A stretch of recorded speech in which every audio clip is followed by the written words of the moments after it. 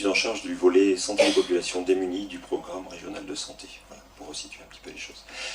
Cela étant, rassurez-vous, je vais m'autoriser à sortir du cadre qui est le strict champ de la santé pour deux raisons.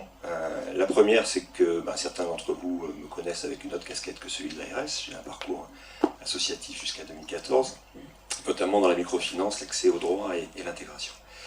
Et puis la deuxième raison pour laquelle je vais m'autoriser à sortir du strict champ de la santé, c'est parce que je suis foncièrement convaincu que l'approche d'un phénomène aussi complexe que celui de la précarité ne peut s'aborder que de manière multipartenariale, en intégrant l'ensemble des thématiques, on va dire pour faire simple, santé, sociale et logement à minima. Pour moi, il y a deux formes de causes, puisque c'est un petit peu la commande dans ce travail qui nous a été demandé. Des causes qui sont principales, qui font naître la précarité. Beaucoup ont été énoncées, je reviendrai peut-être sur certaines d'entre elles.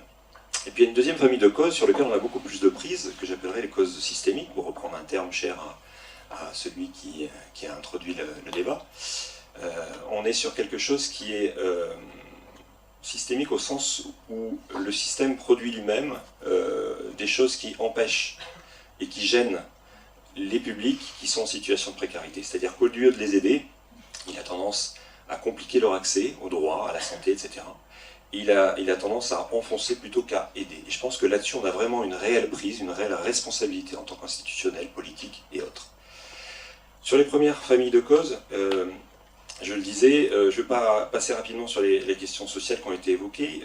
Il y a deux choses sur lesquelles je souhaiterais insister en matière économique, et il y a des économistes dans la salle qui diraient peut-être les choses mieux que moi, notamment sur l'écart qu'il y a entre la faible rémunération reconnue en Corse, globalement, et, parallèlement à cela, le coût de la vie élevé.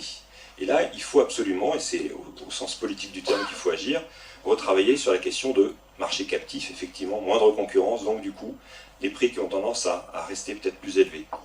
Sur le prix des loyers, dans le budget, ça a été évoqué, on a une sous-dotation d'offres en matière de logement social. Et tant qu'on aura une partie essentielle du budget des ménages complètement amputée par le logement, on pourra faire tout ce qu'on veut à côté, ça ne servira à rien.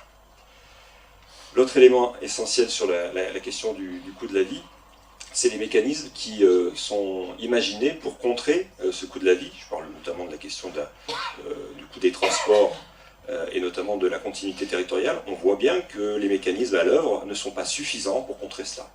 On voit même que certains avantages fiscaux sont contre-productifs. La fiscalité sur le tabac a le seul avantage, pour nous, d'avoir plus de cancers et plus de morts par le tabac. C'est le seul. Deuxième élément économique sur lequel je souhaitais insister, c'est le travail au noir. Peu de gens en parlent, et je pense que c'est dans notre système économique quelque chose sur lequel, tant qu'on n'aura pas attaqué cette gangrène, on n'arrivera pas à trouver des solutions. C'est notamment important parce que d'un point de vue social, les gens ont tendance à dire que si vous faites travail au noir, j'ai envie de dire c'est presque normal, c'est presque parce que vous êtes un peu malin. On est par contre confronté, quand on a travaillé avec des populations en difficulté, à des gens qui ont travaillé au noir, parce qu'ils l'ont choisi ou pas d'ailleurs.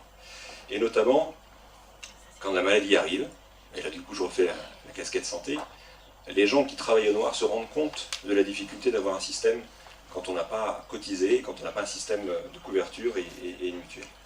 Et puis la question, ça a été évoqué, on a beaucoup de personnes âgées, de plus en plus, et elles sont de plus en plus pauvres. Et là, on ne peut pas s'empêcher de dire peut-être que le travail de noir a aussi une responsabilité dans ces faibles retraites.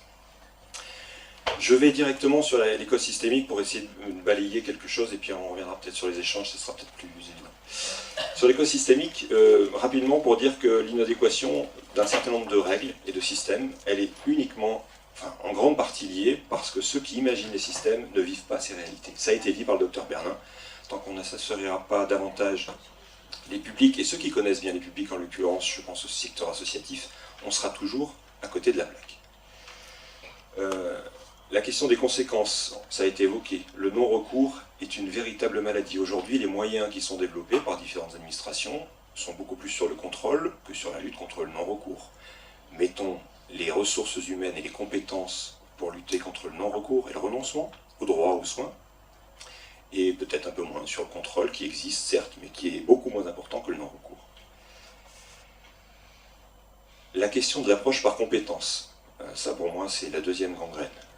c'est tant qu'on aura une approche, ça a été dit, je ne vais pas revenir rapidement, je ne veux pas revenir sur cette question-là, mais c'est un non-sens d'aborder une question complexe avec un volet santé, un volet social, et puis les administrations qui sont différentes.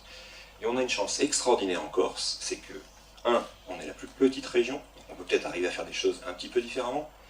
2, on a une collectivité qui s'est mise en place récemment et qui reprend un certain nombre de compétences et donc à la main sur un certain nombre de choses. Et 3, on a l'État qui est en train de retravailler l'organisation d'un certain nombre de ses services. Occasion rêvée. Avant que l'alignement des planètes se retrouve comme on a aujourd'hui, on n'y arrivera pas, donc c'est maintenant. Un rapide tour d'horizon sur la question de l'éducation et de la formation. Monsieur le maire l'a rappelé, la sortie du système de santé, système scolaire, pardon. On a malheureusement en Corse là aussi des ratios qui sont extrêmement élevés. Et notamment parce que l'ascenseur social est en panne. Et là je pense qu'on a une clé sur laquelle il va falloir retravailler, remettre les choses à plat.